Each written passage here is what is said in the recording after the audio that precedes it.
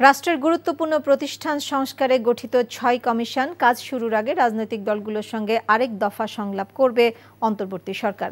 জাতিসংঘের সাধারণ অধিবেশনে প্রধান উপদেষ্টা ডক্টর মোহাম্মদ ইউনূসের সফর নিয়ে জানাতে সংবাদ সম্মেলনে তার প্রেস সেক্রেটারি শফিকুল আলম একথা জানিয়েছেন। কমিশনের কাজ কিছুটা হলেও শুরু হয়েছে, কিন্তু যেটা হচ্ছে যে পুরো পলিটিক্যাল পার্টিরা তো এখানে একটা স্টেক হোল্ডার, তার সাথে একটু আলাপ হবে, হয়ে তাদের মতামতটা একটু চাওয়া হবে। অনেক ওয়ার্ল্ড ব্যাংকেরটা আমরা অলরেডি একটা প্রেস রিলিজের মাধ্যমে জানিয়েছি, আপনারা দেখেছেন। $3.5 বিলিয়ন। ইউএস জানিয়েছে যে রোহিঙ্গাদের জন্য তারা $199 মিলিয়ন দিবে। এনার্জিতে যে গ্রিন ট্রানজিশনের জন্য, রিনিউয়েবল এনার্জির জন্য ওরা 400 মিলিয়ন ইউরো দিবেন।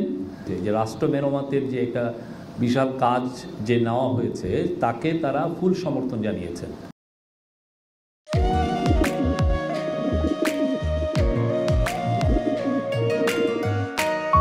আমি রাশেদ। আমি সুফিয়া। আপনার পোষা কবুতর, আপনার মায়া এখনো ছাড়তে পারেনি, এই জন্য উড়ে চলে আসছে। মায়া হচ্ছে ম্যাজিকের মতো, একবার মায়া বললে সহজে ভোলা যায় না। তুমি কি পাগল? আমি পাগল তো। সুফিয়া,